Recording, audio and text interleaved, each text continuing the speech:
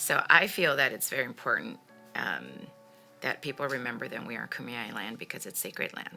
It's our land of our ancestors, my ancestors. And I think it's important, as much as we see the struggles that we're facing with now with different people, we have to remember, where we came from and who was here before. My name is Eric Stevens. I am the son of former Deputy Mayor and Councilman George Stevens, the founder and originator of the Tubman Chavez Community Center. When we first met George Stevens, we knew him as Shaka, and he'd be wearing a black beret and a black leather coat, long leather coat. Or a dashiki. Or a dashiki, exactly. My father eventually was able to run for city council in the 4th District, but his real focus was really people. It always has been.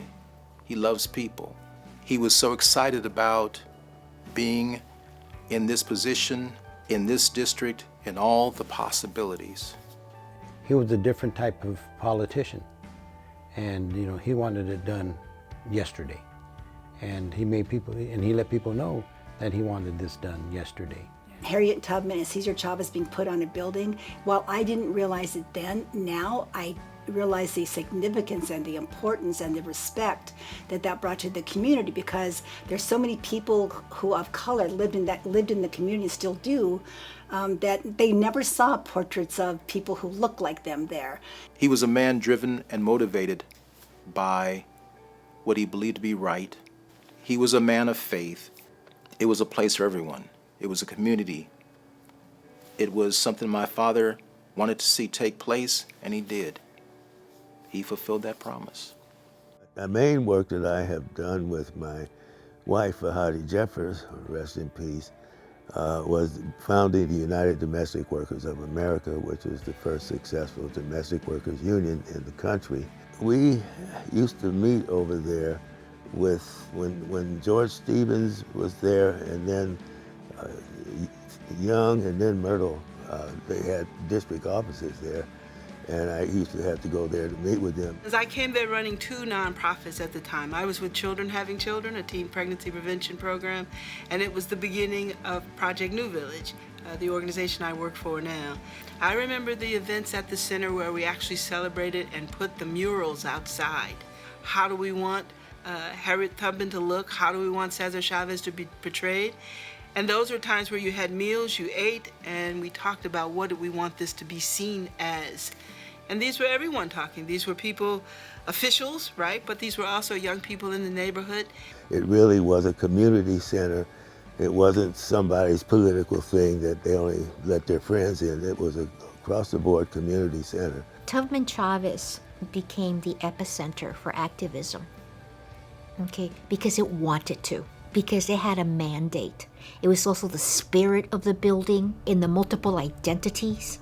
Community Wellness Collaborative created a program called the Integrative Health Nights, where we brought holistic and integrative medicine over to the Tubman Chavez Center for residents of District 4. We brought acupuncture, chiropractic, massage therapy, energy healing, and yoga, among other services, to offer for free to the community at large. Diversity of the neighborhood was key in making it a perfect opportunity for students of these holistic health practices to learn about the ways of approaching different cultures. It housed a lot of programs, it housed a lot of organizations. There was marches there.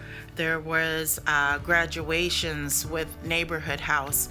I know that the Policy Council, which comprises of parents of our preschoolers of the Head Start program, would convene there. And I think a lot of movements started there. It was for everyone. And I think that was the great thing about the center, that everyone used it. Even the conversations that took place in the parking lot. Like, hey, we need this. Oh, do you know where I can get that? Or do you know who's doing what? Hey, when is that march taking place? Sometimes that didn't always happen, in an organized setting inside. Okay, but it was in the parking lot, just being in the presence okay, where those connections were made. And I call that, small conversations with big impact. And when we had celebrations like our Cesar Chavez Watch, it was always a march. And so we marched from the Tubman Chavez Center down Market Street over to the Jacobs Center. And then we'd had our program over at the amphitheater. But it was lifting up the legacy of Cesar Chavez, Dolores Huerta, and the people who gave to social justice. Serving in the community can make a positive impact, not just for Filipinos or Asian Pacific Islanders, really for all of us. As our community, we deserve to have beautiful things, and we deserve to have places to congregate, places where our communities can come together and eat and talk and meet. I was at the center, and looking at the Tubman Chavez history wall. And quite suddenly there were 2 children, and they were looking at the photos, and they recognized themselves. They recognized themselves in those photos, that history. Make this new center a real center. The heart, spirit, and legacy of the Tubman Chavez Community Center is us, and now it's up to us to create that space for our future generations.